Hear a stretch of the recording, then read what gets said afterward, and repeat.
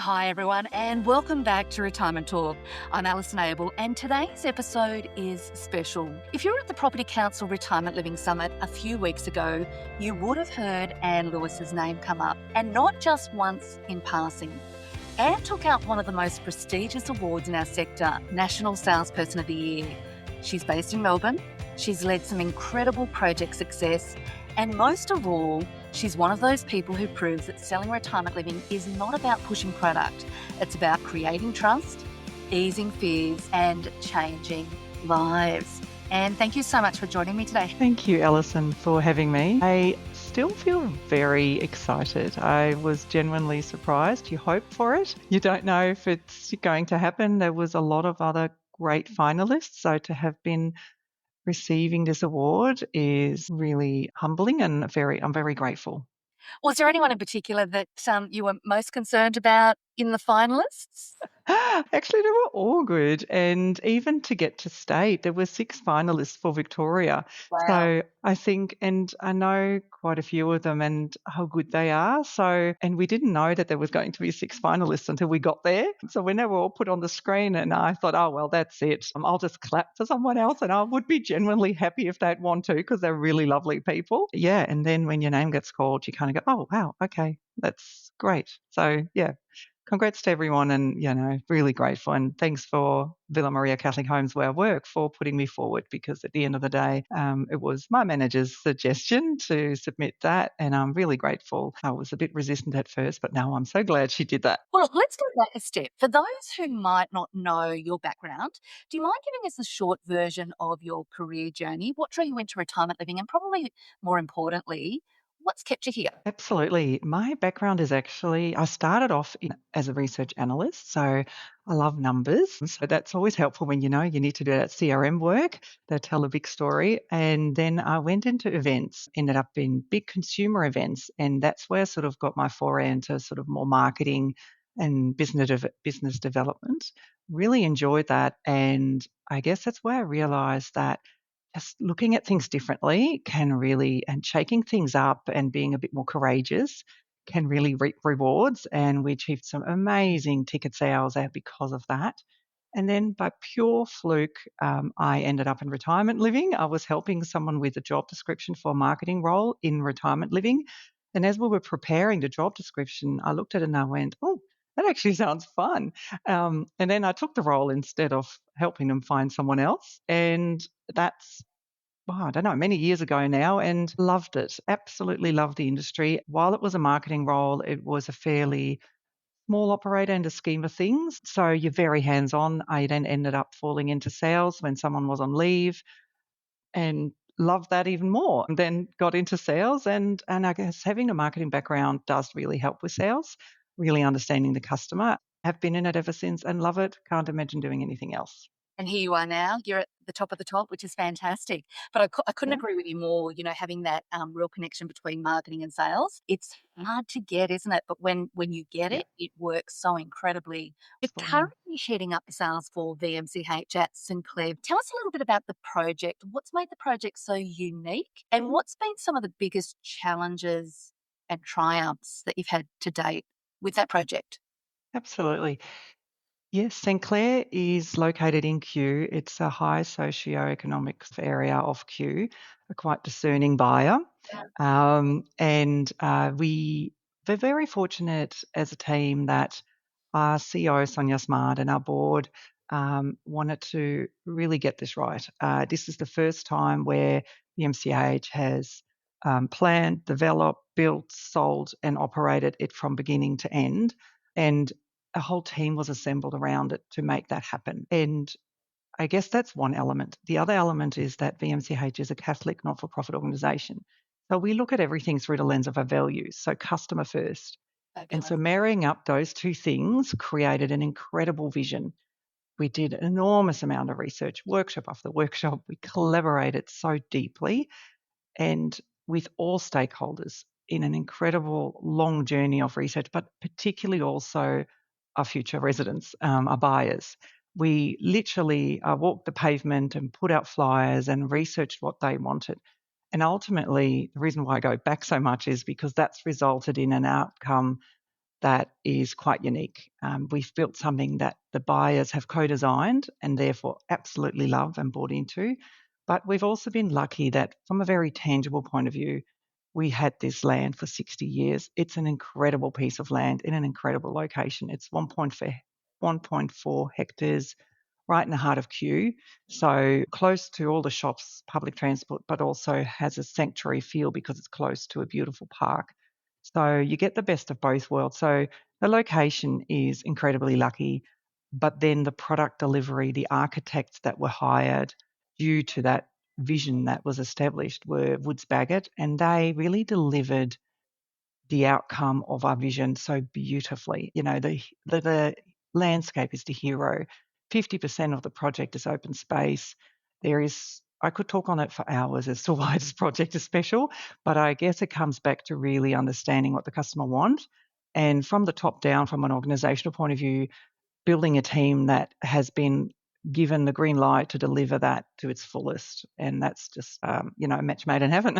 Well, let's talk sales process because winning this award isn't just about being warm and relatable. It really is about structure. What does your sales rhythm look like on a day to day, week to week basis? Yeah, absolutely. Yes, I couldn't agree more. I think that's where my sort of more analytical background comes into it. But we're really big on CRM, and I think the CRM kind of guides our sales rhythm in a way. So I know that's not everyone's love, but it gives so much love back. The more you give it, the more you get back, right? And so particularly when you sell off the plan, I think in resales, you have the benefit, right, of a community, you have the community centre, you have the residents and all of that. In off the plan sales, you are only as good as your display suite, your promise on the day. You're selling a dream. You're telling people to make a move on trust. So to have a CRM can really help you understand where do people come from, how do they behave, what's your conversion rate, down to the detail. What cups of tea do they drink? What's their dog's name? And I know that might sound quite commercial, but it's actually quite genuine and personal. So when they come in, I know who their kids are, I know what their dog is, and that's genuine. You know, you can't remember 600 people's personal preferences. So to be able to do that really helps giving that personal relationship. But you can also look at it more broadly. You know, if you have a quiet week, the phone's not ringing, you're not getting walk-ins, well, let's dig into that database. Let's look who's not been in for the last year or who was a walk-in for the last 6 months. Let's revisit them. And so to have regular patterns, I guess, on CRM work is really important, Alison. AI is obviously a subject that everyone's talking about at the moment. And I would say that we are starting to see more and more of that shape the way that we do everything. But how do we bring, I guess, AI into retirement living marketing, retirement living sales to benefit and make things a little bit quicker for us? Have you in your role Hmm. embraced AI at all? And if so, what have you done? Yes, we have. I think it's a really interesting question. So the audience that we deal with is getting a lot more tech savvy already as they now come in, but they're still like hard copy as well, right? Yes. So it's the balance of the two. I think in the village it's very different. I think that's where the future proofing is really critical. But in the sales space, so what we've done, this display suite that we've built here, we've tried to do something completely different. So when you walk in, it's like you walk into an Endota spa. It's a highly sensory experience. We've got our own scent that you can smell. So then, however, when we get into the nuts and bolts of sales, we switch on our technology. So you can't see any sales plans, any floor plans, no red dots on the walls. It's all nicely centered pictures and things like that. But as soon as we get into the serious part of the business, our screens switch to floor plans. We can pull them out, so they're all tucked away. We can get hard copies, but we can use our technology. We've got display suite technology that can show floor plans, renders, videos. We can dial that up or down, so we have that space. We also use CX technology, so our CRM quite well. So if certain people do certain things in their customer journey, certain communication is triggered, we use that really well. And I guess, ChatGPT and that, I don't really like to use it. I think authenticity is the key. Sometimes if I'm a bit stuck and I need to get a lot out, I might use it, but generally I don't. You can't, you just, nothing beats just being authentic and picking up the phone. But yeah, so technology in the display suite and good CX sort of triggers in the journey from an email technology point of view or messaging can be really powerful. How's prospects reacted to that? They reacted really positively to the AI initiatives that you've introduced. Well, yes. So what's really interesting, for example, this is the first project I've worked on where we get more bookings from our online system than over the phone. So in the past, I've always had phone calls. I'd like to come in. It gives you the option to qualify and find out a bit more. I'd say 90% of our bookings come through our online system, other than the referrals, obviously. But first appointments that are new, non-referrals, come through our online booking system. So that's something that's really interesting. And then it is quite personalized after that. But yeah, so that's an interesting element. But in terms of more sort of customer journey trigger messaging, it's been well received and it's helped us really when we've had sort of moments where we wanted to have a little pick me up. It's really done that really well. And I guess the key is to not overdo it, as you would know. You just in moderation is the key. No one likes to be bombarded with messages. Interesting point that you make about the automated booking process. Has there been a qualification stage within that, or they basically book their appointment, they come in and you qualify them at that first appointment? How's that worked? Yeah, really interesting question. So we debated about that a lot. How much do you put in versus putting them off, right? Yeah. If you can, when you have that online booking system, you could ask, what's your budget? Are you ready to move? All those trigger questions. And I'm a firm believer in not doing any of that because quite personal. If I see that, I'm like, okay, see you later. I'm not interested. And our clientele is similarly engaged like that. They don't want to have too many questions asked up front. Like I said before, I think it's such a big step to take already. So Mm. let's make that step really easy for them and then ask the questions. And when you can do that over the phone, it also gives you the opportunity then to do that a lot easier and a lot calmer and kinder. If someone might have just lost a husband, they are absolutely not sure what their house is worth, when they want to move, what all these questions are all about. They're just dabbling their toe in the water of the next phase. So gentle, gentle does it for us. And that's been working really well. Well, you make some really good points there. Certainly some that I don't think about myself. This year's obviously been an absolute standout year for you, and I'd love to dive a little bit deeper into what that actually means. What has winning the National Salesperson of the Year award meant for you personally? Great question. I actually have to think about that a bit. I guess if I reflect on it, I feel joy about it, and joy because I've been lucky enough to sell this project.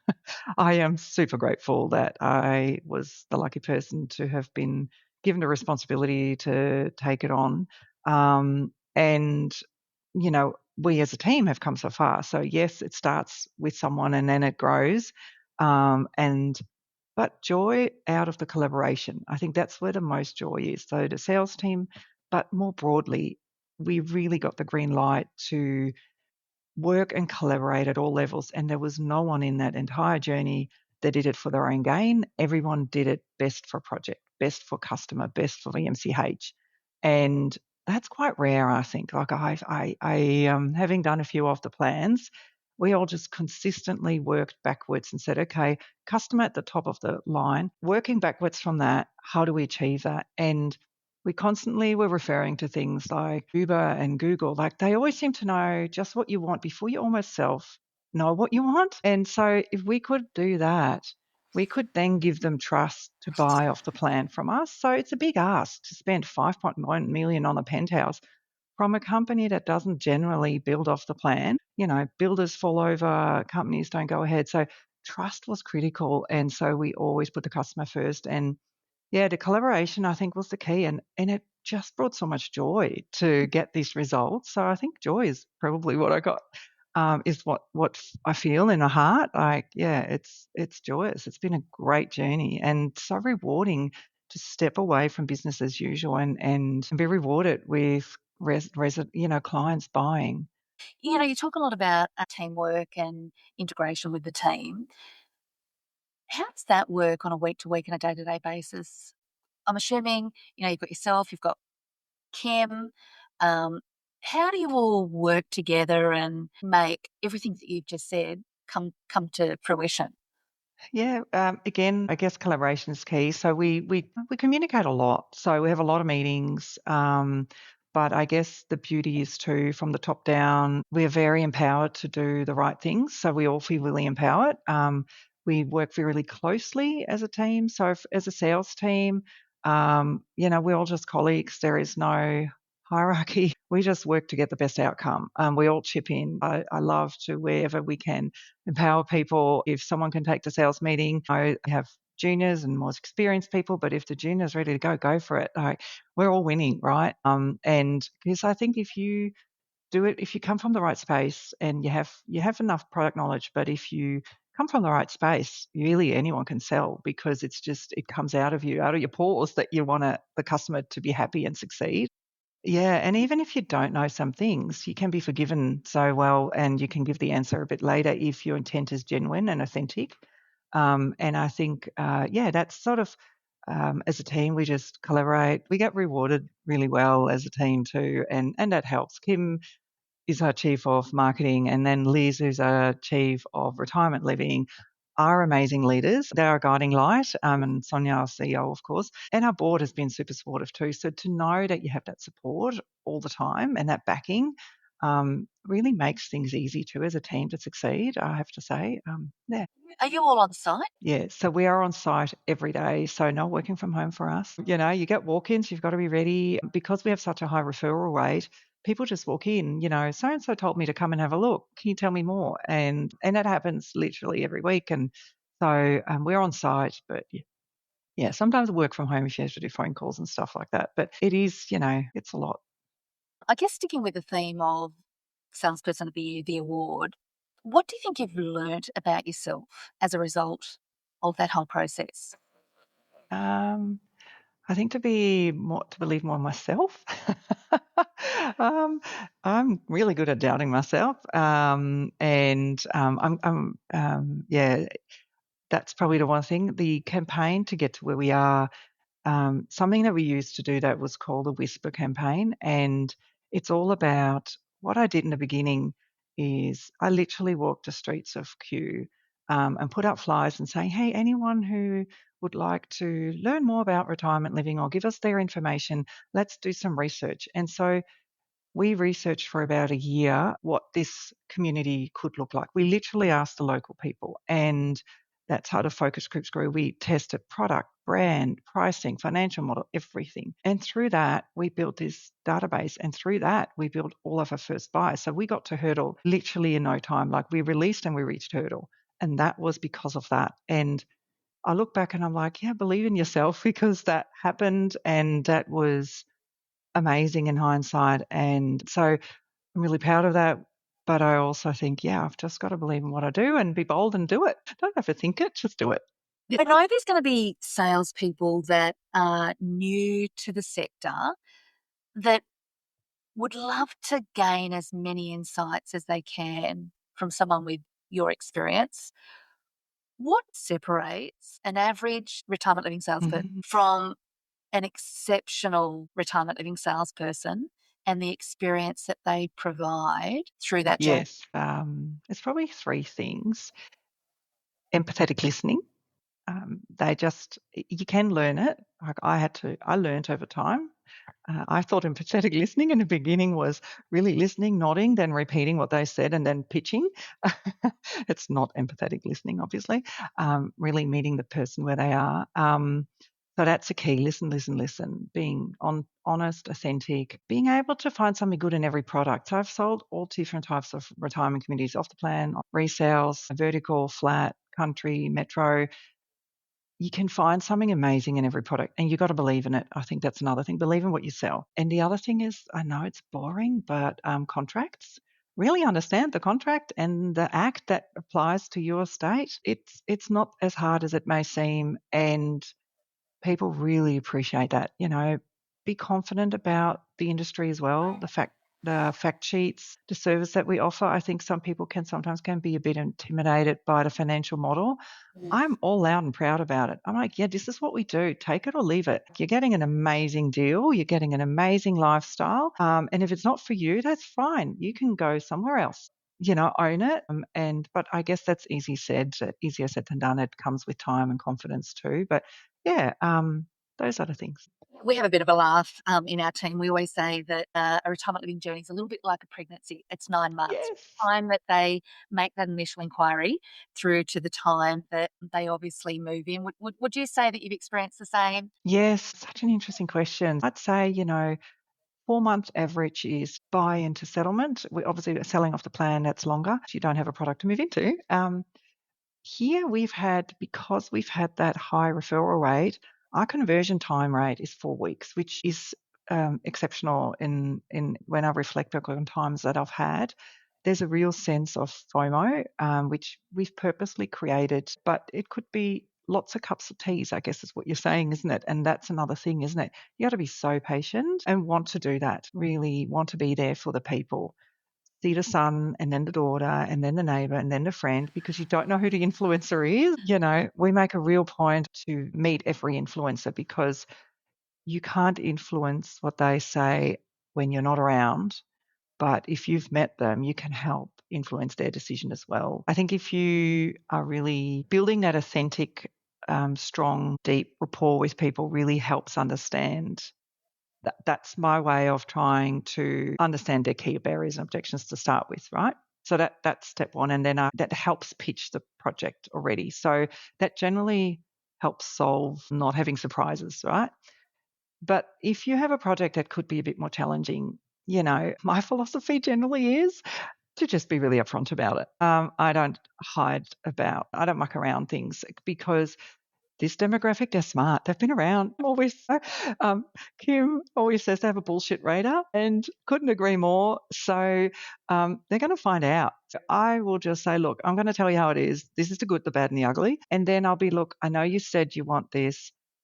This is the challenge we've got here. Let's sit together and make this work. Just try and find a solution that works for the customer. But it also comes back to what you were saying, Alison, working with marketing.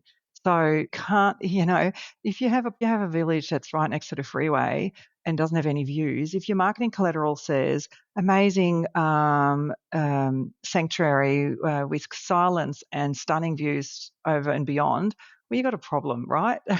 So you might look at what else that product has to offer. So it's horses for courses, really understanding who your market is, really working with marketing to get the right message out. Because you can't pull the wool over their eyes. So I think it's the balance of the right messaging, the right product messaging, the right marketing, and then just saying as it is. But I truly believe that every product has something to offer. You've just got to find it. And I guess, unique selling points, that's really where that comes in. I'm a big believer in that. And it's really hard to do, to be really honest and really dig deep into that. But if you really understand what your USPs are, I think you can sell anything. Collaboration's obviously coming through this conversation very loud and clear, and we've talked a little bit about that today. But has there been any particular standout campaigns, events, brochures Mm. that you would say really resonated probably with this upper level market? Yeah, it's a great question. I was thinking about that. And normally there's always something that stands out. With this one, because we spent copious amounts researching this baby boomer segment and then tested before we went to print, and we really tested, they're brutally honest. I remember one focus group where we presented our marketing collateral and, you're so proud of it. You've worked like months with the agency on the brand and you've come up with this render and this image and you're like, here it is. What do you think? And they're like, oh, well, that's boring. And why would and brutally honest. But it's like, well, tell me now, because this is what happened to us with a couple of things. So we scrapped it, started from fresh, and they loved it. And so I guess subsequently, every element in our campaign has been so well received. So I wouldn't say that there's necessarily any particular thing that stands out. It's the combination of all things that we did that has been well received. And it's really rare, I think, and there was no wastage in any collateral that we created. There was no over the top, and we really didn't miss anything either. So our CX has every touch point from beginning to end we thought through and we tested. And so there's a whole session I'd love to talk about one another day. It was so much fun, but and it's been well received. So I think it's all the little things combined made the big thing work. And when you sell off the plan, right, you sell trust, you sell a dream, you have trying to make these people move into a home into the future that they can't see. So you have to really make them believe what you're saying you are going to deliver. So every element has to be so spot on when you're asking 5.1, and then on a DMF model in principle as well. So it's a big ask. So we had to really be believable and trustworthy. So there was not one element, I guess, Alison. It was all of them together that worked so well. Yeah. But one thing we didn't do, and I think that really helped as well, is it's really tempting too when you do such an upmarket project to do really over the top fancy brochures and that are not necessarily practical, right? And we kept our stuff really practical. You can read the plan, it's big. The brochure actually is practical. So, because that was the feedback from the research, they're like, we're so sick of reading all this blah, blah. Can you just tell us the facts? And so that's what we did.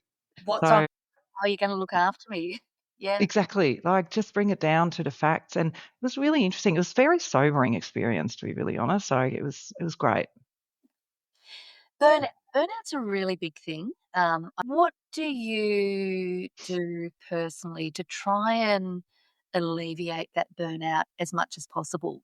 Yeah, good question. I guess from the top down, we're very supported. So that's really good. Sonia and Kim and Liz have always supported us with adequate resourcing team-wise. So that makes a big difference. We have a retention specialist, for example. So once the contract's signed, they look after our clients from contract signing to settlement. And that pure focus of that person is to retain the client.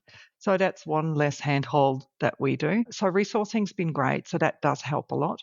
But more broadly, being really clear, having processes and structures in place, because it can be really easy to just get lost, particularly when you have such a high level of engagement. Our CX has so many touch points. As you said, lots of influencers.